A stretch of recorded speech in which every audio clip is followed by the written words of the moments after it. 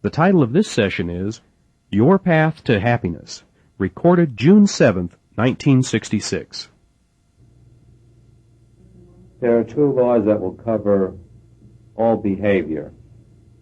And I say if you'll use these two laws, it'll lead you into full realization. And the first is an attitude of harmlessness toward all beings.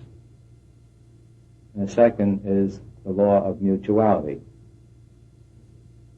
That any behavior, if agreed to by both, is correct. If one doesn't agree, the other should not try to make the one do it. For instance, I want to go to the movies. I say, come on, let's go to the movies. And you say no. And I say, well, why not? Come on, you should go. And so forth and so on. That's wrong on my part. If you don't want to go, I shouldn't want you to go. It's only mutual if we both agree on it.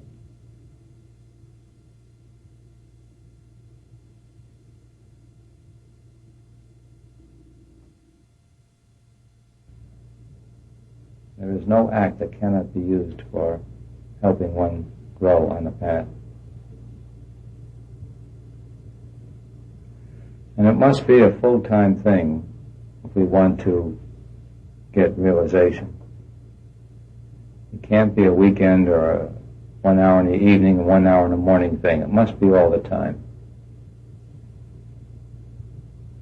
Relatively speaking, there's little growth until the subject is every minute, every day.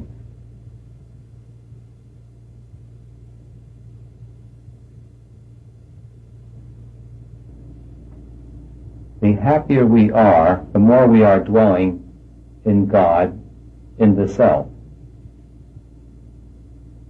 We falsely attribute the happiness to the person out there or the thing out there. But what actually happens is when the person or thing out there satisfies our desire, we stop thinking. And when we stop thinking, we feel good. When we stop thinking, we are being our own self. So someday we all discover that the only joy there is the joy of our beingness, of ourself, which we before attributed to people and things. All right, knowing that, when we know that point, that the only joy is our very own self, it follows that the opposite, misery,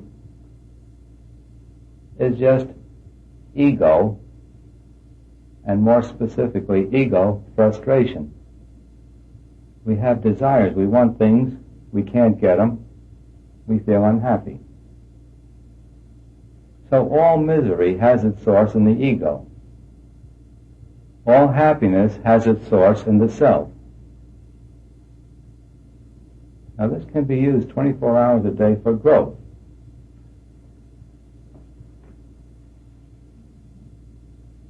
As I said before, the only growth there is, being that we are now, we always have been, we always will be this infinite self. It is changeless, perfect. So the only growth is we cannot grow into the self because we are that. But we do grow out of the ego. The only growth there is letting go of the ego.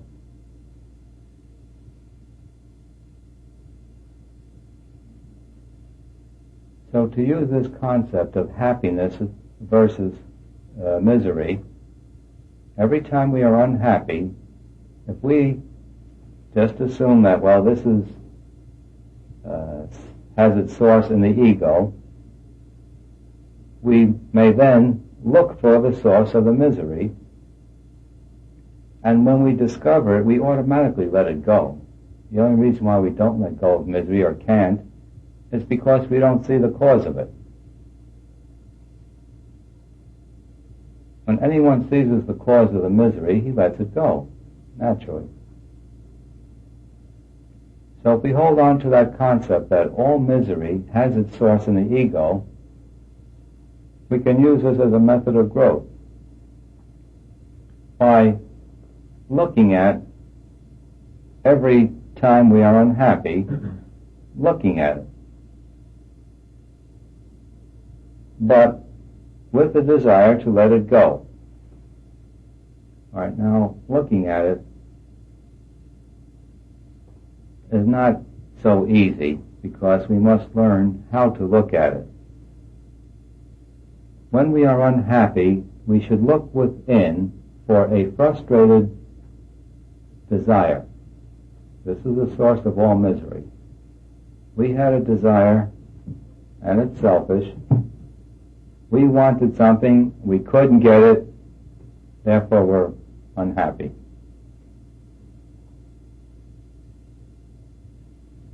So every time we are unhappy, we should sit with it, look at it, see its source in the ego. And when you see the source of it, when you see that desire that's being frustrated, you'll automatically let go of it.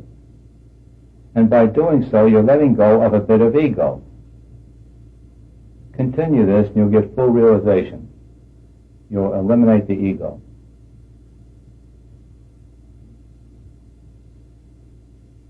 This can be used every day. If you'll try it, you'll discover that it affords very rapid growth. When you're miserable, get quiet, look within, look for the desire behind it. When you see it, you'll automatically let go.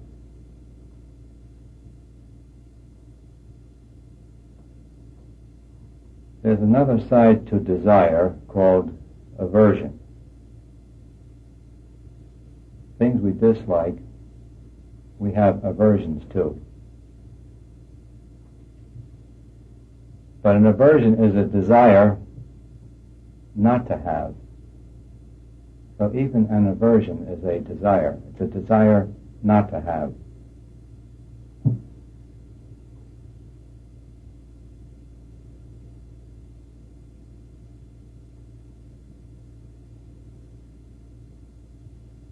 So to sum up what I've just said, a very rapid means of growth, one that could give us full realization,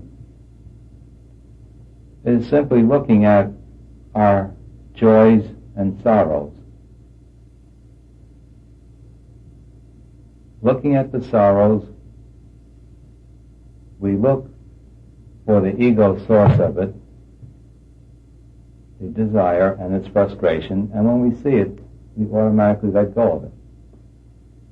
By so doing, we let go of a bit of ego, we keep it up, and eventually there's no more ego. Now it's also good to approach it on the other side, on the happiness side. If you'll study your happiness, you'll see that the more you are with the self with a capital S, or the more you are with God, the happier you are. When we see that our happiness is nothing but being that which we are,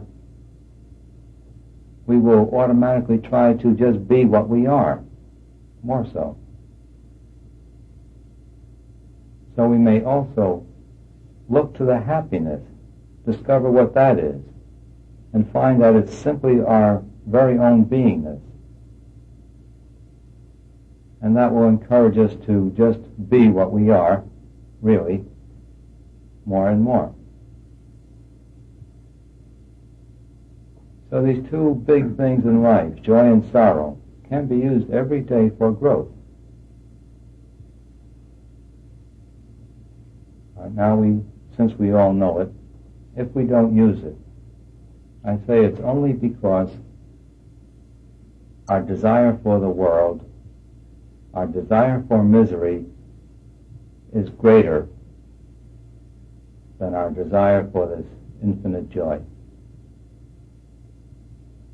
And that we hold on to that desire merely by habit.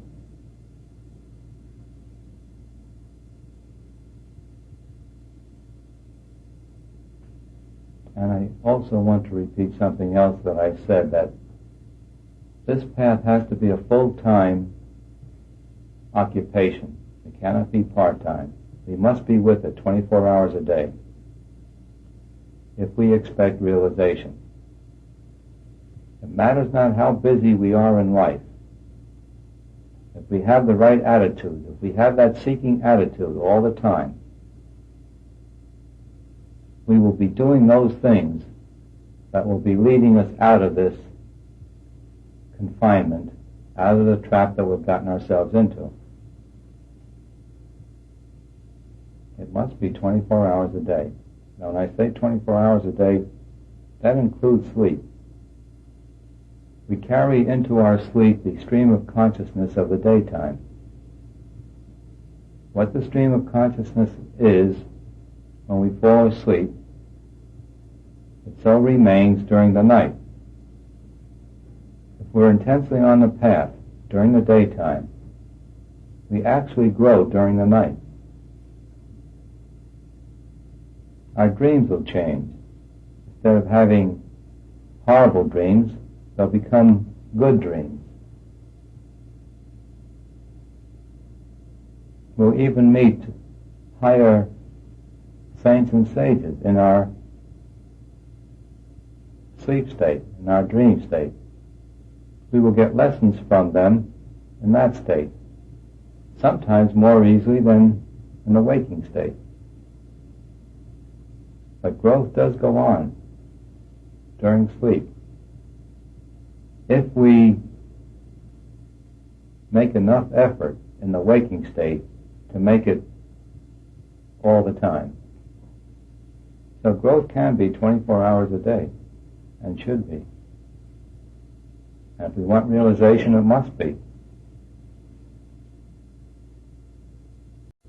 We can only help ourselves if we want to take it from the top. And helping the other one, you're only helping yourself.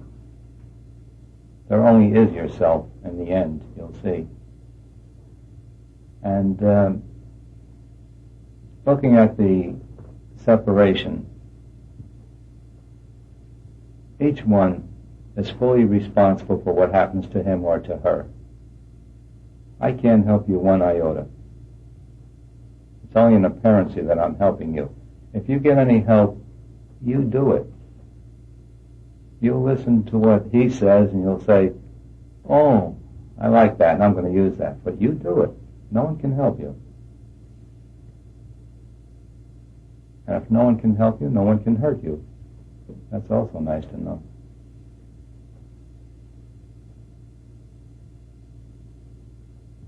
All right, I'll give it to you from the top.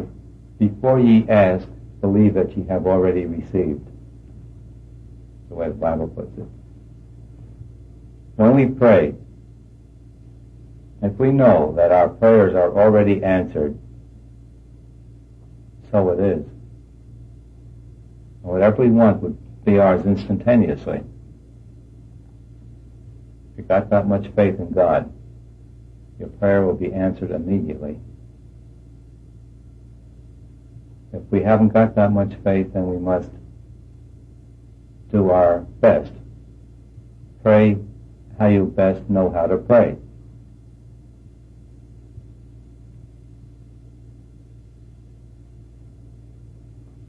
Now, the one prayer that we should have above all other prayers is to pray for wisdom.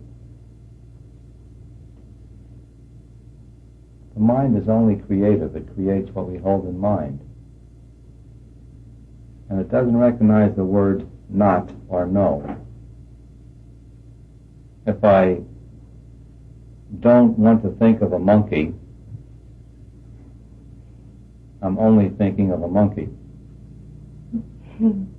If I do not want to be sick, if I do not want an accident, I am thinking of accident, intending to create it. So instead of thinking of no accident, we must think of safety. Instead of thinking of sickness, we must think of health.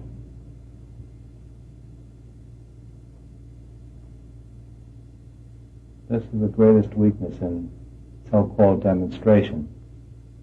People think in negatives. They don't want this and they don't want that, and that's what they create. So we must think only what we want, never what we do not want.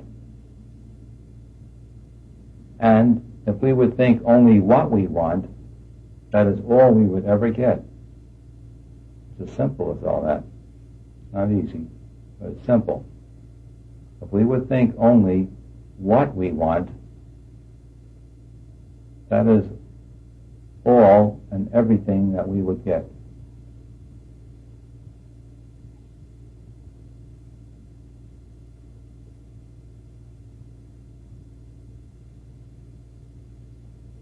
Karma is the automatic behavior. Karma is past habits. Karma is our unconscious mind, etc., etc. Being infinite beings, we can transcend karma. It's impossible to work out karma, because as you are working out one act, you're creating a similar act for the future. By its very definition, it's impossible to work out karma. Every act now creates an act in the future. So while we're trying to work out all the past action, we're creating action for the future. So it's impossible to work out karma. Karma works for the ego. Karma is a law for the ego. Once we know who and what we are, karma does not operate. Karma does not exist. Someday we get to the point where we see this, and we just step out and above karma, and it is no more.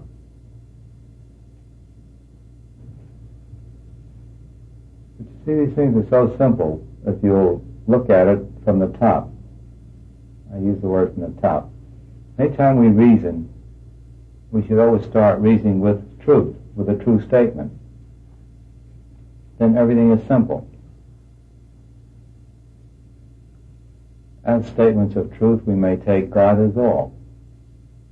God is perfect. Start reasoning from there and see where your troubles are. They'll disappear. They have to. But when we start with the truth, everything is simple. If it's complex, it's wrong. If it's complex, it's steeped in the realm of ego.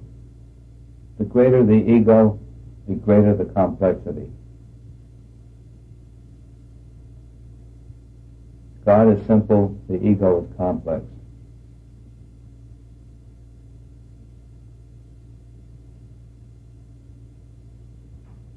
Karma is created in our thought. The action is just an aftermath of thought. It's impossible for you to commit any act without a thought of it prior to it, right? The karma is created in the thought. It's the thoughts we take with us, it's not the acts. The act is gone through and finished, but the thought remains. In the era that we're in, it's called the Kali Yuga, it's a low period. The majority of people are in the tamasic, or in the state of lethargy. It looks like a very peaceful, docile state when one is in there. It's a state of apathy. The rajas, the energetic state, is much higher. When we start to move into that energetic state, we begin to express these subconscious desires and wishes. And so they come out, and we seem to be getting worse, whereas before we were thinking it unconsciously. Now we want to carry it out. We want to hit somebody. We're angry. We start fighting. And it looks as though we're going in a wrong direction. But it is a higher state. Arjuna did not want to fight. He was told he had to fight. If you can't fight, you must fight. If you can't fight, you don't have to fight. Is the way it comes out. If you can fight, you're already moving above the state of Rajas, the energetic state, and you're moving into the sattvic, the spiritually peaceful state. And when you're moving toward that spiritually peaceful state, you're able to fight, but you don't want to, and so you don't. So when you move up out of the lethargy state, it looks as though your character sometimes is becoming worse. It isn't. You're just expressing more, and it's showing what before was unconscious. An anger mood is a higher mood than the mood of apathy. The highest mood is that of peace, bliss. And there's all degrees between those three states. A fully realized master,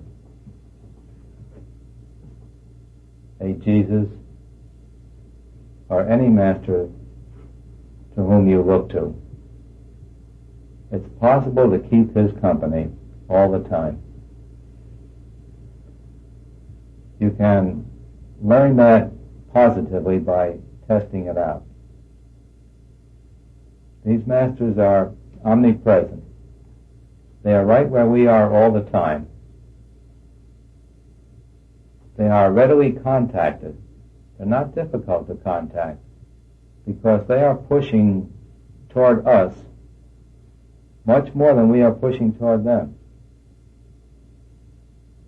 But we must open ourselves to it. We must make the contact. So the very best of holy company would be a fully realized being. Next best would be a saint, and so forth on down. Coming down to everyday life, it would be people who are on the path with us. People who think the way we think. But the very best is the highest.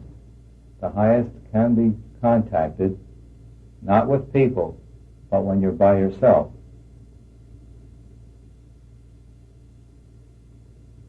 Therefore, the more you can be by yourself, the better.